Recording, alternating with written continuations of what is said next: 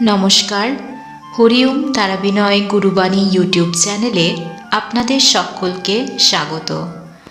আজ আপনারা শুনবেন হরিওম তারাবিনয় গুরু মহারাজের একটি মূল্যবান কথা। হরিওম তারাবিনয় গুরু মহারাজ বলেন, দেহটাকে যেমন সাবান দিয়ে প্রতিদিন পরিষ্কার করাটা প্রয়োজন, ঠিক তেমনই আমাদের মনটাকেও প্রতিদিন হরিনামরূপী সাবান দিয়ে পরিষ্কার করাটাও প্রয়োজন। এই ভিডিওটি দেখার জন্য আপনাদেরকে অসংখ্য ধন্যবাদ।